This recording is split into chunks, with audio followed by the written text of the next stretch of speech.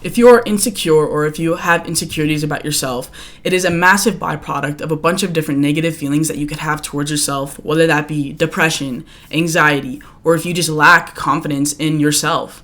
Now, my name is Alexis, and in today's video, I want to go ahead and just dive into the realm of insecurities and kind of make where they're formed, how they transcend throughout life, and how people tend to not have a pathway in order to demantalize and fix these insecurities in themselves and kind of get them on a roadmap to be confident in those things that they were once insecure about.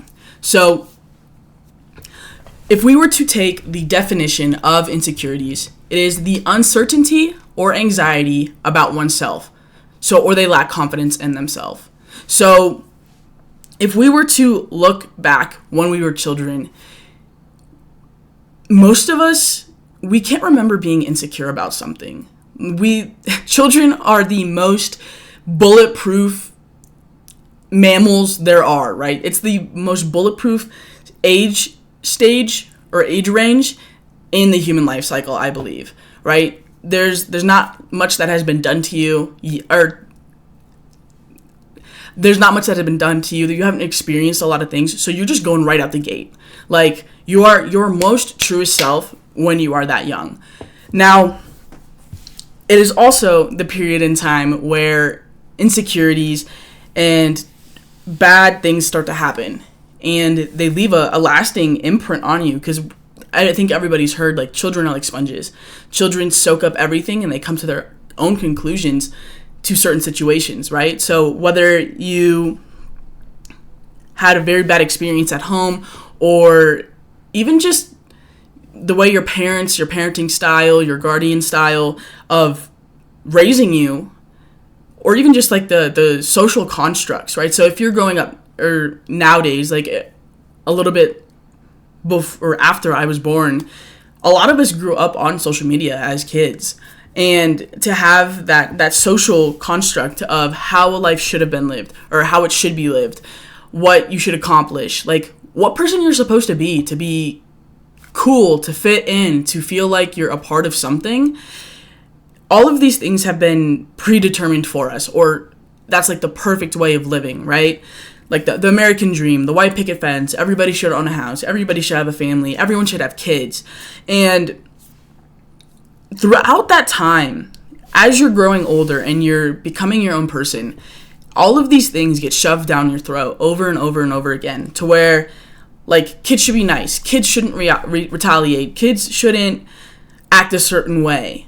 And all of these things slowly but surely nick away and chip away at yourself, who you are, your most authentic self at that point in time, to where now you're just making up lies. You're not being your authentic self. You're trying to fit a mold that somebody else has predetermined for you. And in that, if you don't fit that mold, it begins to fester and form an insecurity in that. So whether that be if you're insecure about your weight, you're insecure about your looks, you're insecure about the way you think, right? If it doesn't fit a certain standard or a certain normality, whatever the heck normal means, then those insecurities start to form. And it just reaffirms every single time, as you go through life, if you do nothing to change it or even realize that it's necessarily happening or why it's happening, it just grows into a bigger ball and a bigger ball. Imagine a snowball, and you roll it off the side of a massive mountain. By the end, there's almost an avalanche. It's not even a ball anymore. There's an avalanche that's happening. So if something goes unchecked for so long in your lifetime, it's going to be way, way, way, way harder to clean up an avalanche than it is to pick up a snowball and smush it, right? Get rid of that insecurity. So when you become the age around your early adulthood, late teens, I think this is where it becomes most prevalent, right? You are in high school, and this is where you're starting to explore life. This is where you're having your first real girlfriends, in a sense, to where you're exploring other parts as well, your sexual parts as well. this is a massive part for learning, and this is also where you want to be most accepted. So, and even like when you're in your early 20s, you're in college, and you're probably like you've had multiple relationships as well, to where you're trying to fit this perfect type of form, this perfect type of I don't want to say stereotype, but like mold that has been preset for you. So this is also where you're going to become more aware of, this isn't really me. Like, I don't even know who I am. Like, why am I putting on this show? Why am I putting on this facade, this fake personality for all of these other people? And as time goes on, your self-worth begins to decline, lessen and lessen as time goes on, because you don't even know who you are. You don't know who you are as yourself. So it like I said before, it derails it. And then you also begin to seek validation from other people. So say you had one of those girlfriends in high school, in college, and you were insecure, or you had some insecurities that you didn't really think were that big, but you still had them. And then once you get into a relationship, you have this person that is next to you by your side, and hopefully they treated you well, but you're getting this validation from them. Oh, like, you're so attractive. I love spending my time with you. You're so great. You're so funny. Whatever it may be. And then it came to the time where you guys broke up. And then it absolutely derails everything. It's almost like before you got in the relationship, it was a small cut. And then you put a Band-Aid over it, but you needed stitches. So as you went through this relationship, you just kept slapping Band-Aids every time they fell off. But when that breakup comes up, by time that last Band-Aid falls off, you have a gaping wound. You've been bleeding out this whole time. You're not going to the source of the problem. You're not fixing the source. You're not putting the stitches on the wound that needs to be healed. So it's a very dangerous thing. And seeking external validation from other people, like, what do their opinions of you matter? And the only reason that we care about other people's opinions and other people's validation is because we're not getting it from ourselves. We have to be getting it from somewhere. And if it's not from yourself, you're going to seek it from somebody else. Anything else, really. So in order to start healing those insecurities and working towards those, first off, I mean, you probably already know what they are, but you have to embrace what you're insecure about. That's the number one first step. And there's a way to go about it to where somebody I know does this as well. You're almost calling out your insecurities before somebody can use it as ammunition against you. So say I was insecure about my weight, or I'm insecure about my weight. So if it came up in conversation, like, you're almost admitting, like, yeah, I am a little bit overweight. So what? Right? You're taking back the power of those words, and you're using it yourself.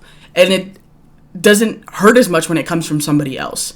Right? It can still hurt you a little bit, you saying that, but it hurts way less than somebody else saying it to you.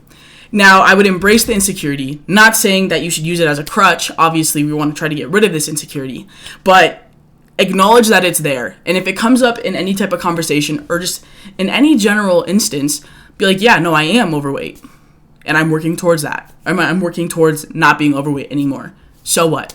Like, you take back all the power in that instance. Or if you don't like the way you speak, right? If you want to get better at communication, be like, yeah, no, I am not the best at communication, but I am working towards fixing that, right? So you're acknowledging that you have this insecurity, and you are saying, but I plan on fixing this, right? You don't want to just say, you know, I am overweight, and then just accept that and then continue to be overweight. That is not helping anybody, because you're still going to have that insecurity, and you're still going to live your life in a way that you probably don't want to live it, right? There are two pains in this world, and you can either have the pain of staying the same, or you can have the pain of changing.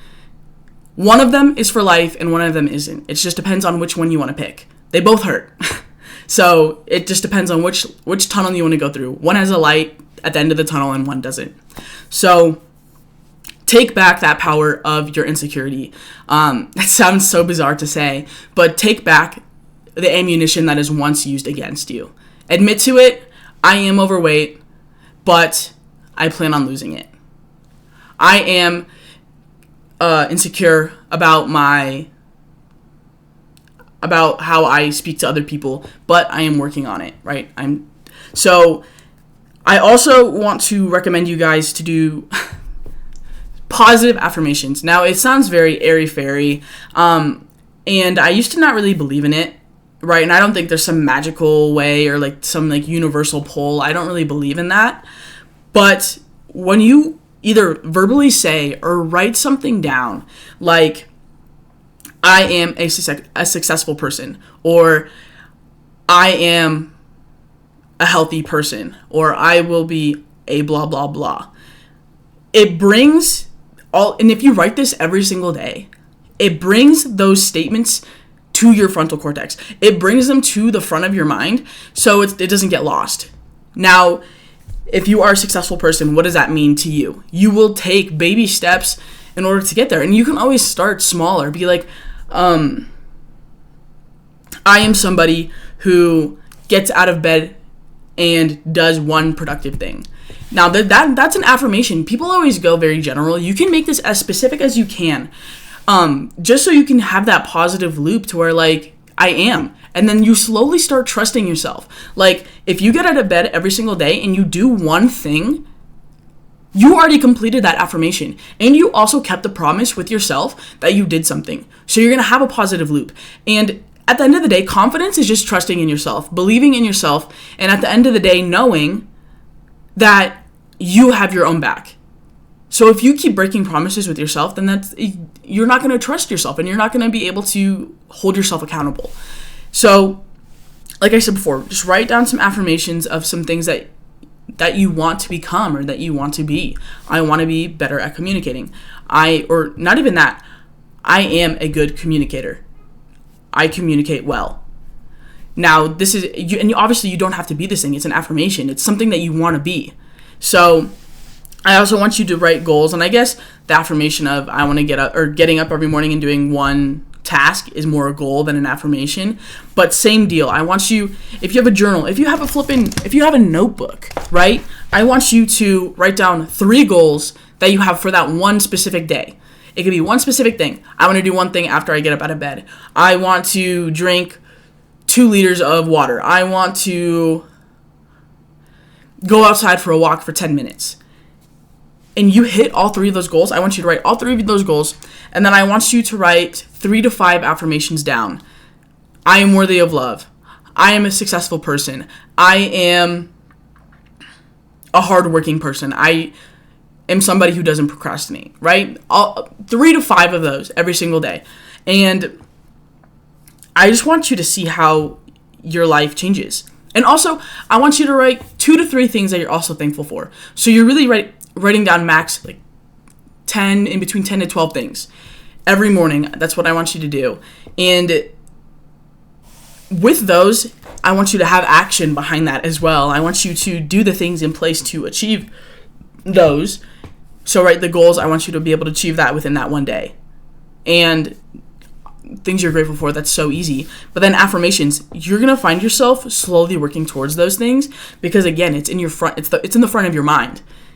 You're reminding yourself of that every single day. So I would like you guys to do that. And also, every time you're in the mirror, there's I think Mel Robbins is the person who kind of coined it, but the high five effect. So every time you see yourself in a mirror, give yourself a high five.